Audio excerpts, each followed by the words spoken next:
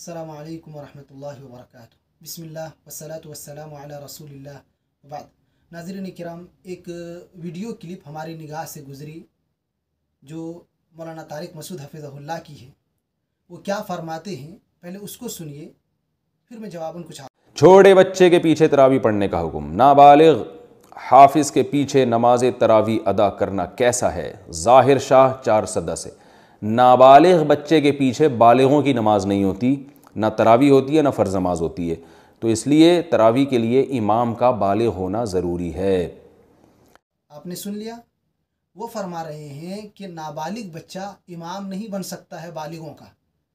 بالغ لوگوں کی امامت نابالغ بچے نہیں کرا سکتے، جبکہ اس سلسلے میں درست اور صحیح بات یہ ہے کہ اگر وہ بچہ ممیز ہے، اگر وہ بچہ سن تمیز کو پہنچا ہوا ہے، اگر وہ صحیح چیزوں کی پہچان رکھتا ہے، پرکھ رکھتا ہے، قرآن اچھے طریقے سے یاد ہے اور شعور رکھتا ہے، تو ایسے بچے اگر حافظ قرآن ہیں اور وہ قرآن پڑھانا چاہتے ہیں، امامت کرانا چاہتے ہیں، تو کوئی حرج کی بات نہیں ہے۔ اگر وہ طہارت کو جانتا ہے، پاکی صفائی کا خیال رکھ سکتا ہے، قرآن کا حافظ ہے اور اپنی جگہ پر جہاں پر وہ رہتا ہے دوسروں کے مقابلے میں زیادہ ان کو قرآن یاد ہے، تو پھر ان کے لیے تراویح پڑھانا یا دوسری نماز پڑھانا کون سے حرج کی بات ہے اس میں؟ عموماً لوگ یہ رمضان میں زیادہ سوال کرتے ہیں کہ بچے کے پیچھے نماز ہوگی کہ نہیں ہوگی، اور ہمارے بعض بھائیوں کے یہاں تو عجیب و غریب شرطیں ہیں اور قیود اور بندشیں ہیں، داڑھی ہونی چاہیے، مونچھ ہونی چاہیے، فلاں یہ وہ، جبکہ شریعت کو اگر دیکھیں تو مسئلہ بالکل واضح اور صاف ہے۔ اس کی روشن مثال اور بہترین دلیل بخاری شریف کی وہ روایت ہے، وہ لمبا قصہ ہے، مشہور واقعہ ہے عمرو بن سلمہ الجرمی رضی اللہ عنہ کا۔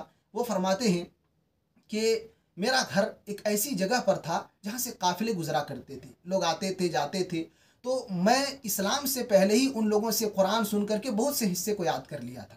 لوگ وہاں قرآن پڑھتے تھے، میں اس کو یاد کر لیتا تھا، یہاں تک کہ نبی اقدس صلی اللہ علیہ وسلم سے ملاقات کر کے میرے والد محترم آئے اور انہوں نے کہا کہ میں ایک برحق نبی کے پاس سے آیا ہوں، سچے رسول سے صلی اللہ علیہ وسلم سے مل کر کے آیا ہوں۔ انہوں نے ہمیں کئی احکامات دیے ہیں، جن میں سے ایک یہ ہے صلوا صلاۃ کذا فی حین کذا، صلوا صلاۃ کذا فی حین کذا، کہ فلاں نماز کو فلاں وقت میں پڑھو، فلاں نماز کو فلاں وقت میں پڑھو۔ اور آگے فرماتے ہیں فَإِذَا حَضَرَتِ الصَّلَاةُ فَلْيُؤَذِّنْ أَحَدُكُمْ، جب نماز کا وقت ہو جائے تو تم میں سے کوئی بھی ایک شخص اذان دے لے، وَلْيَؤُمَّكُمْ أَكْثَرُكُمْ قُرْآنًا، لیکن امامت وہ کرائے جو تم میں قرآن کا زیادہ حافظ ہو، جس کو قرآن زیادہ یاد ہو۔ نبی اقدس صلی اللہ علیہ وسلم نے کیا کہا کہ قرآن جس کو زیادہ یاد ہو، قرآن کا جو زیادہ حافظ ہو، وہ قرآن کی امامت کرائیں گے لوگوں کی۔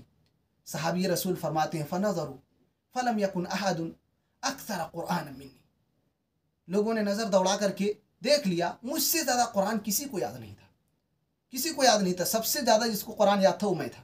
اور اس کے پیچھے وجہ کیا تھی کہ قافلے آتے تھے، ان سے میں قرآن سنتا تھا، وہ پورے یاد کر لیا کرتا تھا، جس کی وجہ سے مجھے قرآن سب سے زیادہ یاد تھا۔ فَقَدَّمُونِي بَيْنَ أَيْدِيهِمْ وَأَنَا ابْنُ 6 أو 7 سنين، یہی محل شاہد ہے اور میں یہی بتانا چاہتا ہوں۔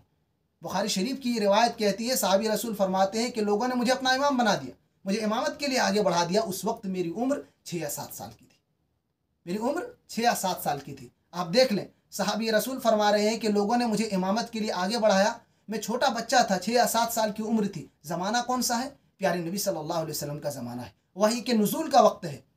اگر یہ عمل درست نہ ہوتا، اگر یہ چیز جائز نہ ہوتی، تو وحی کے ذریعہ پیارے نبی صلی اللہ علیہ وسلم کو خبر دے دی جاتی اور آپ اس عمل سے روک دیتے، لیکن نبی صلی اللہ علیہ وسلم کے زمانے میں اس عمل کا صدور ہونا اور نبی صلی اللہ علیہ وسلم کا خاموش رہنا اور اس عمل کو جاری رکھنا، بلکہ آپ کے فرمان کی روشنی میں ہی صحابہ کرام نے اس عمل کو انجام دیا تھا۔ آپ نے ایک اصول اور ضابطہ بتایا تھا کہ امامت وہ کرائیں گے جو قرآن کا زیادہ جانکار ہو، قرآن کا جو زیادہ حافظ ہو، جسے قرآن زیادہ یاد ہو۔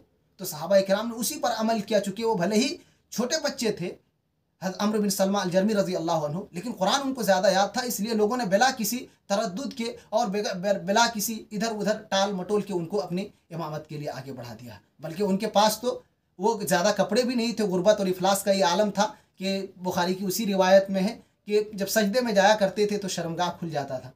بعض خاتون نے یہ شکایت کی کہ کم سے کم اپنے امام کے لیے اتنا تو انتظام کیجیے، ان کے پردے کا تو اہتمام کیجیے، تو لوگوں نے اچھے کپڑے دیے۔ صحابی رسول فرماتے مجھے بڑی خوشی ہوئی، اتنی خوشی کہ میں بیان نہیں کر سکتا کہ کتنی مجھے خوشی ہوئی تھی ان نئے جوڑوں کو دیکھ کر کے جو مجھے ملا تھا۔ تو بہرکیف کہنا یہ ہے کہ یہاں اللہ کے نبی صلی اللہ علیہ وسلم کے دور کا یہ مشہور واقعہ، بخاری کی روایت ہے، عمرو بن سلمہ رضی اللہ عنہ فرض کی امامت کرا رہے ہیں۔ یہ تو جو تراویح اور دیگر جو نفلی نمازیں ہیں تو نفل ہے، جب فرض کی امامت بچہ کرا سکتا ہے تو پھر نفل کی امامت تو بدرجہ اولا کرا سکتا ہے، اس میں کون سے مذائقے کی بات ہے۔ مسلم شریف کی بھی ایک روایت ہے کہ جب تم میں سے تین شخص ہو تو ان میں سے چاہیے کہ ایک شخص امام بنے، وَأَحَقُّهُمْ بِالْإِمَامَ أَقْرَأُهُمْ، اور امامت کے زیادہ حقدار وہ ہوں گے جو قرآن کے زیادہ قاری ہوں گے، جسے قرآن زیادہ یاد ہوگا، جو اچھے سے زیادہ قرآن پڑھ سکتے ہو، وہ امامت کے زیادہ حقدار ہیں۔ تیسری روایت ہے بخاری شریف کی، وہ بھی روایت ہے، یا ام القوم اکثرهم قرآن، قوم کی امامت وہ کرائیں گے جو قرآن جن کو زیادہ یاد ہو۔ یہ ساری روایتیں اس بات کی بین دلیل ہے کہ عمر کی یہاں کوئی قید نہیں ہے کہ وہ چھوٹا ہو کہ بڑا ہو کہ کیا ہو، اصل قید یہ ہے کہ وہ قرآن کا کتنا حافظ ہے، قرآن کو کتنا جانتا ہے اور قرآن کو اس کو کتنا یاد ہے۔ اور دیہاتوں میں جہاں یہ سب قیود اور بندشیں جو لگا رہے ہیں ہمارے بھائی اپنی جانب سے، یہ سب کی کوئی ضرورت نہیں ہے۔ شریعت کے مسائل صاف و شفاف ہیں، انسان کو اگر آزادی کے ساتھ فہم سلف کی روشنی میں اس کو چھوڑ دیا جائے تو آسانی کے ساتھ آدمی مطلب تک پہنچ سکتا ہے اور آسانی سے اپنے نتیجے کو اخذ کر سکتا ہے۔ لیکن یہ جب تقلیدی بندشوں میں انسان گھر جائے تو پھر وہاں سے نکلنے کا راستہ بڑا دشوار ہو جاتا ہے۔ تو میرے بھائیو، کہنا یہ ہے کہ یہ چیز آسان ہے۔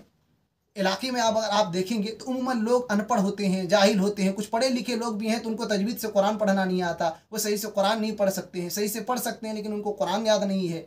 ایسی جگہوں پر اگر بچے ہمارے تیار ہو کر کے آ رہے ہیں، قرآن اچھے سے یاد کیے ہیں، جوش اور جذبہ ہے اور شعور بھی ہے، تو ان کو امام کی حیثیت سے تسلیم کرنے میں کون سی حرج کی بات ہے۔ میرے بھائیوں، قرآن و حدیث کی صحیح سمجھ اپنے اندر پیدا کریں، اس کو صحیح طور پر سمجھنے کی کوشش کریں، ذہن و دل کو صاف رکھ کر کے قرآن و سنت کو پڑھیں اور اس کو دل میں بسانے کی کوشش کریں۔ اللہ رب العزت سے دعا ہے کہ رب العزت تو ہم تمام لوگوں کو قرآن و سنت کو صحیح طور پر پڑھنے، سمجھنے اور اس پر عمل پیرا ہونے کی توفیق عطا فرما۔ آمین۔ صلی اللہ علی نبینا محمد وعلی آلہ وصحبہ اجمعین۔